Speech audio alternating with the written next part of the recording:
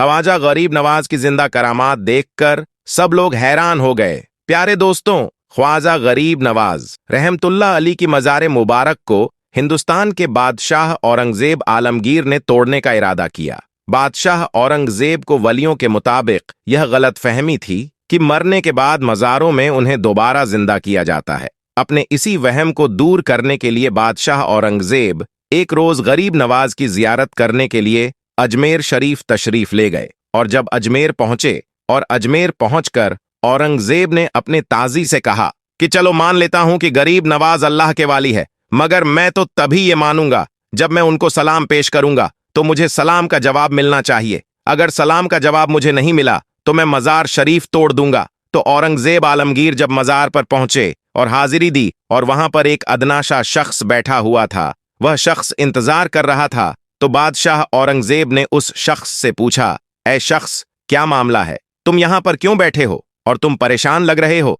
तो उस शख्स ने बादशाह औरंगजेब से फरमाया, हजरत, मैं आपसे नबीना हूं, यानी कि मैं अंधा हूं और काफी आरसे से ख्वाजा गरीब नवाज रहमतुल्लाह अली से दुआ कर रहा हूं कि मेरी आंखों की रोशनी वापस आ जाए, लेकिन कोई फायदा नहीं होता। मैं काफी अरसे से यहां हाजिरी देता हूं और रो रो कर दुआ भी करता हूं कि अल्लाह ताला अपने इस वली के सदके में मेरी आंखों की रोशनी मुझे वापस कर दे, मगर आज तक मुझे कोई भी फायदा नहीं हुआ, यानी मेरी आज तक कोई हाजिरी और कोई दुआ कबूल नहीं हुई। तो बादशाह औरंगजेब ने उस शख्स से कहा कि मैं मजार पर सलाम पेश करने के लिए जा रहा हूं और जब मैं वापस आऊं और तब तक तेरी आंखों की रोशनी तुझे वापस न मिली तो मैं तलवार से तेरी गर्दन उड़ा दूंगा। इतना सुनना था कि वह अंधा शख्स और भी ज्यादा परेशान हो गया और ज्यादा गमगीन हो गया और वह अंधा शख्स यह सोचने लगा, अब तक तो मेरी आंखों की रोशनी नहीं थी, लेकिन अब मेरे गर्दन की बारी आ गई है। यानी वह अंधा शख्स कहने लगा, अब तक तो मैं मेरी आंखों से परेशान था, लेकिन मेरी आंखों की रोशनी नहीं है, मैं अंधा हूं। लेकिन बादशाह ने जब मेरी गर्दन उड़ाने की बात कही है, यानी अब मेरा बचना बहुत ही ज्यादा मुश्किल नजर आ रहा है। फिर उस अंधे शख्स ने जोर जोर से रो रो कर और तड़प तड़प कर ख्वाजा गरीब नवाज से फरियाद करने लगा। और जब बादशाह औरंगजेब ने ख्वाजा गरीब नवाज को सलाम पेश किया, यानी कि जब बादशाह औरंगजेब मजार के पास गए और मजार के पास जाकर उन्होंने सलाम अर्ज किया, तो मजार में से कोई जवाब नहीं मिला। जब बादशाह औरंगजेब ने एक मर्तबा सलाम पेश किया तो जवाब नहीं मिला। फिर बादशाह औरंगजेब ने दूसरी मर्तबा सलाम पेश किया तो फिर भी जवाब नहीं मिला। लेकिन जब तीसरी मर्तबा बादशाह औरंगजेब ने सलाम किया तो अंदर से आवाज आई, वालेकुम अस्सलाम वरहमतुल्लाहि व बारकातुहू। फिर मजार शरीफ से आवाज आती है, ए बादशाह औरंगजेब, दोबारा ऐसी जिद ना करना, क्योंकि तुम्हारी जिद की वजह से मैं उस अंधे आदमी की आंखों की रोशनी लेने अर्श इलाही पर गया था और इसी वजह से तुम्हारे सलाम के जवाब देने में देर हो गई। सुभान अल्लाह। ख्वाजा गरीब नवाज की करामात को देखने के बाद बादशाह औरंगजेब रहमतुल्लाह ही ताला अलैहि खुद एक अल्लाह के वली बन गए। तो मेरे प्यारे दोस्तों, यह शान होती है अल्लाह ताला के वलियों की, यानी यह वाक्य होना था कि बादशाह औरंगजेब रहमतुल्लाह ही ताला अलैहि एक बहुत ही बड़े अल्लाह के वली बन गए, जिन्होंने एक किताब लिखी है फतेहाबाद आलमगीर, जो कि इस्लाम के मुताबिक फतवे देती है, जो इस्लाम के कानून को मानती है, जो इस्लाम के कानून को देखकर बनाया गया है और बड़े बड़े मसले उसी किताब से हल किए जाते हैं। दोस्तों, गरीब नवाज की करामत ने हजारों हिंदुओं की जिंदगी बदल दी। कुदरत का यह करिश्मा अजमेर शरीफ की दरगाह में पेश आया। यह राजस्थान का एक बहुत बड़ा शहर है और इस शहर के मशहूर होने की वजह हजरत ख्वाजा मोइनुद्दीन चिश्ती अजमेरी रहमतुल्लाह आले हैं।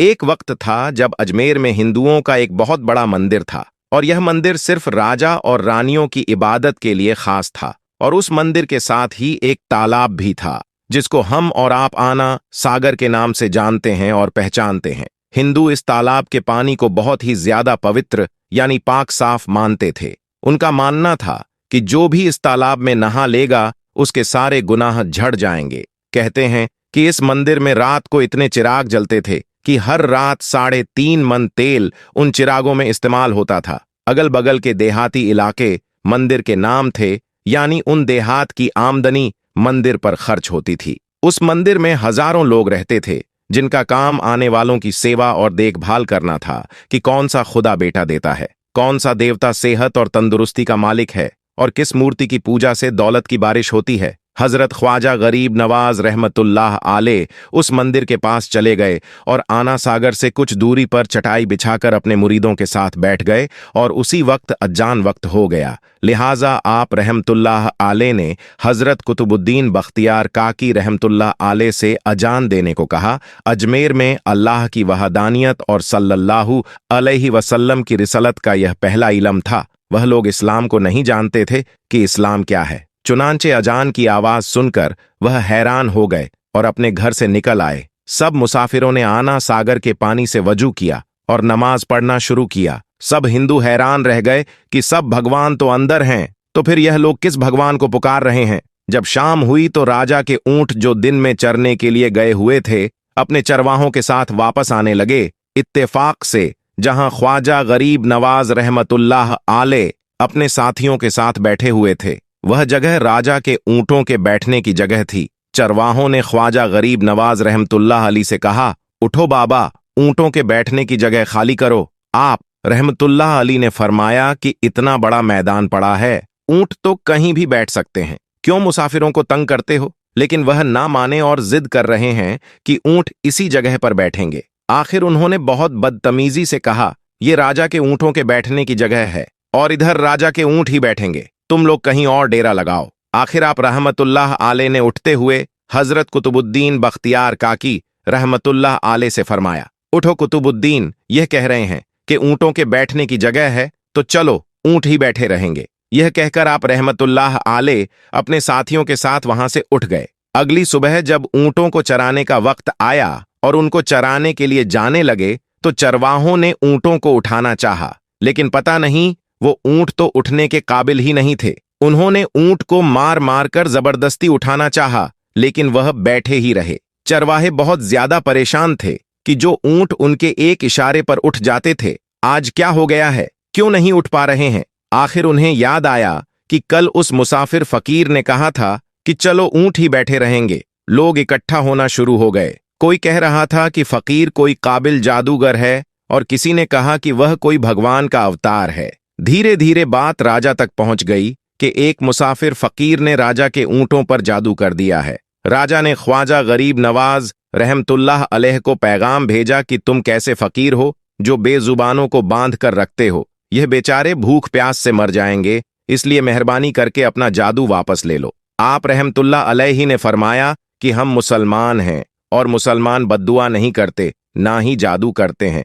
जाओ कहो जिसके हुक्म से बैठे थे उसी के हुक्म से उठ खड़े हो जाओ। अब जो जाकर उठाया तो ऊंट फौरन उठ गए और हिंदुओं की दिलचस्पी उन मुसाफिरों में बढ़ने लगी। 5 वक्त अजान होती और नमाज की अदायगी की जाती। आखिर राजा तक यह बात पहुंच गई। कुछ फकीर आए हैं जो मुसलमान हैं, 5 वक्त अजान देते हैं और हमारे पवित्र तालाब को हाथ मुंह धोकर भ्रष्ट करते हैं, यानी कि नापाक कर देते हैं, और तो और हमारे धर्म के खिलाफ बातें करते हैं। कहते हैं कि मूर्तियां पूजने के काबिल नहीं है, यह तो सिर्फ पत्थर हैं, इसलिए इन्हें यहां से उठाया जाना चाहिए। राजा ने फकीरों को पैगाम भिजवाया कि तुम लोग मांस गोश्त खाते हो, हमारे धर्म के खिलाफ बोलते हो, और तो और हमारे तालाब को अपने हाथ डालकर नापाक करते हो, जो हम बर्दाश्त नहीं कर सकते, इसलिए तुम लोग यहां से चले जाओ। आप रहमतुल्लाह अली ने फरमाया कि और भी तो दुनिया आती है, हमारे पानी पी लेने से कौन सी कमी आ जाएगी। लेकिन वह कहने लगे कि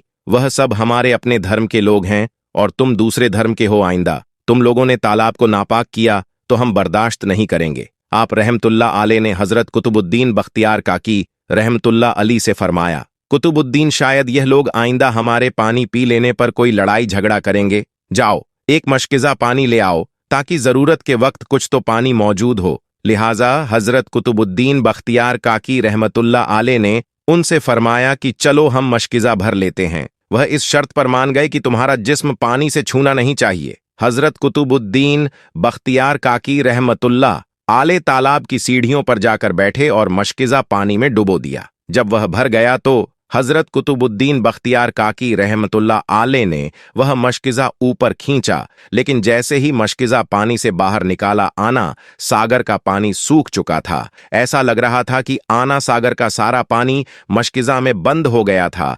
आना सागर का सूखना था कि पूरे अजमेर में कोहराम मच गया और वह रो रहे थे कि जो हम गुनाहों की गठरियां लाते हैं और आना सागर में गुसल करके उनसे छुटकारा पा लेते हैं, अब हम गुनाहों का बोझ लिए किधर जाएंगे। सारे इलाके में खबर फैल गई कि मुसाफिर फकीर ने जादू के जोर से आना सागर को सुखा दिया है। राजा ने जब यह सुना तो वह बहुत परेशान हो गया। उसने अपने वजीरों को बुलाया। सबने यही कहा कि फकीर या तो जादूगर है या फिर कोई कामिल फकीर है। साथ ही वह परेशान हुए कि अजमेर की रौनक तो थी ही आना सागर के दम से, इसी की वजह से तो लोग दूर दूर से अजमेर आते थे और अपना ईमान ताजा करके लौटते थे।